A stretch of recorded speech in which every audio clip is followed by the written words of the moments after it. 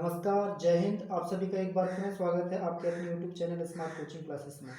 Student, आज हम देखेंगे बेसिक ऑफ मैथ्स में अनुपात और समानुपात। तो स्टूडेंट, आज हम देखेंगे अनुपात और आने वाली वीडियो में देखेंगे समानुपात को। तो चलते स्टूडेंट सबसे पहले अनुपात और इसके महत्वपूर्ण नियमों की ओर। तो देखेंगे स्टूडेंट सर्वप्रथम कि ए और बी दो राशियां हैं, तो ए भागित बी या भिन्न ए बटे बी को अनुपात ए अनुपात बी में लिखते हैं। ये आपको जो रेशियो दिख रहा है स्टूडेंट, दो बिंदुओं के समान, इसको हम क्या बोलते हैं? अनुपात।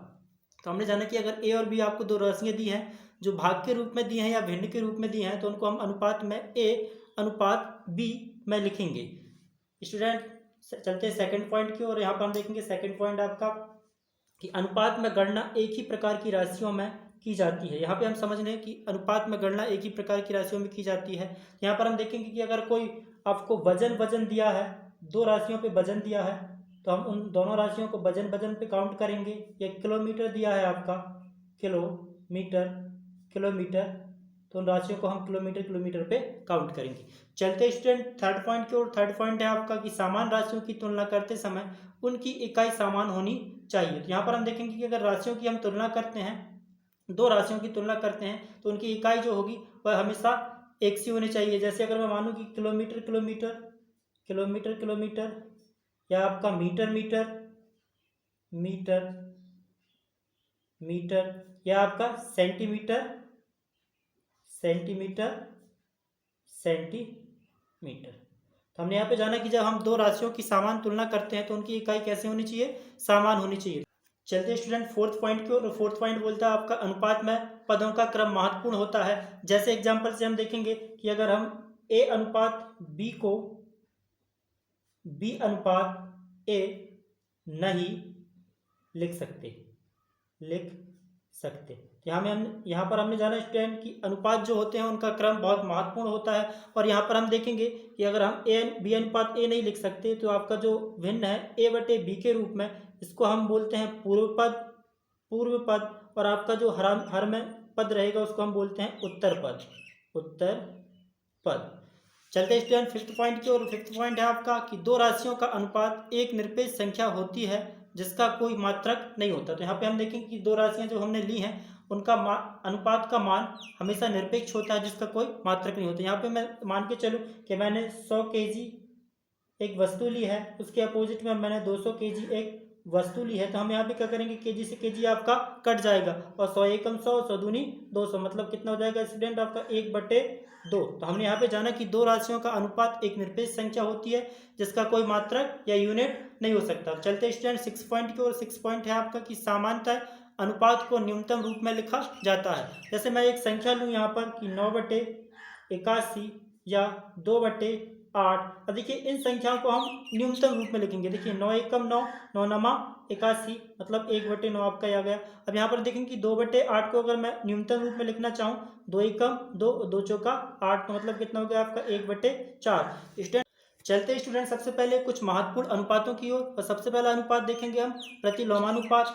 अब देखिए अगर मैंने एक संख्या ली है, जो संख्या है आपकी बी अनुपात ए को, अब देखिए प्रतिलोमानुपात। अब प्रतिलोमानुपात का अर्थ होता है कि उसका उल्टा कर देना। जैसे मैंने एक संख्या ली है बी अनुपात ए को ए अनुपात बी में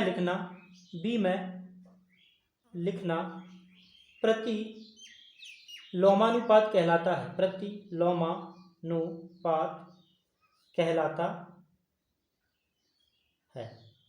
तो यहाँ पे हमने देखा स्टूडेंट कि अगर कोई राशि आपकी बी अनुपात ए पे है या ए अनुपात बी पे है, उसका उल्टा कर देना, जस्ट अपोजिट कर देना, प्रतिलोमानुपात कहलाता है। चलते स्टूडेंट सेकंड अनुपात की ओर। सेकंड अनुपात है आपका वर्गानुपात। जैसे नाम से ही समझ में आ रहा है, किसी संख्या का वर्ग कर देना। तो यहाँ पर हम देखेंगे कि ए वर्ग अनुपात बी वर्ग को ए अनुपात बी का वर्गानुपात कहते हैं। तो हमने यहाँ पे देखा स्टूडेंट कि ए अनुपात बी को ए वर्ग अनुपात बी वर्ग को आपका वर्गानुपात कहते हैं। यहाँ पर अगर हमने संख्या मानी है ए अनुपात बी, तो उसका वर्गानुपात हो जाएगा ए वर्ग अनुपात बी वर्ग। चलते स्टूडेंट थर्ड अनुपात की ओर। थर्ड अनुपात देखेंगे हम यहाँ पर वर्गमूलानुपात। तो यहाँ पर हम देखेंगे कि कोई संख्या आपकी रूट ऑफ ए अनुपात रूट ऑफ बी को ए अनुपात बी का वर्ग मूलानुपात कहते हैं, वर्ग मूलानुपात कहते हैं। अगर कोई संख्या आपको दी है तो उसका रूट ऑफ करना हमारा वर्ग मूलानुपात कहलाता है। चलते हैं स्टूडेंट फोर्थ अनुपात की ओर। फोर्थ अनुपात देखेंगे हम यहाँ पर घनानुपात। जैसे नाम से ही समझ में आ रहा है, किसी संख्या का घन कर देना उसका घनानुपात कहलाता है। तो यहाँ पर हम देखेंगे कि ए का घन अनुपात बी का घन को ए अनुपात बी का घनानुपात कहते हैं, घनानुपात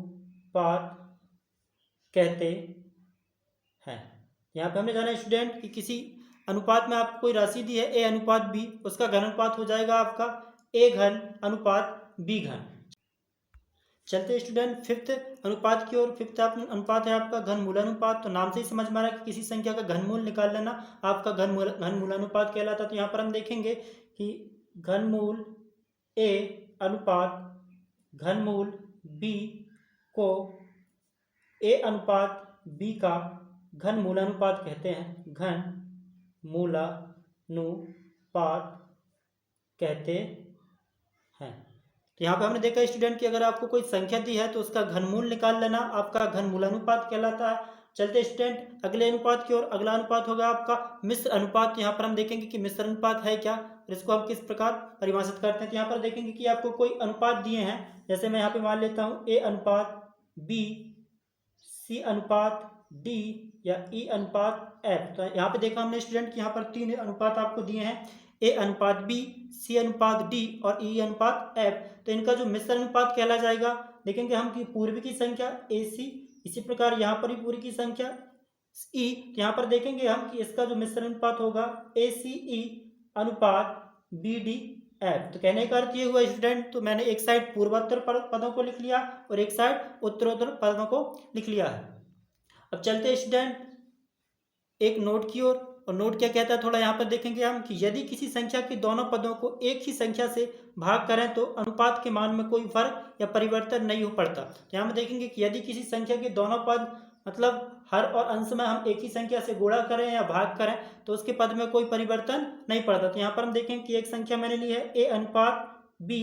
अब देखिए इसको मैं ए बटे बी के रूप में लिख रहा हूँ और ए बटे बी को मैं कैसे गुणा करता हूँ, तो ए क्रॉस के बटे बी क्रॉस के। यहाँ पर देखिए कि कैसे के आपका कैंसिल, मतलब क्या हुआ कि अनुपात की जो संख्या रहती है उन पे समान अनुपात का गुणा कर देना, भाग कर देना, उस अनुपात में कोई परिवर्तन नहीं लाता।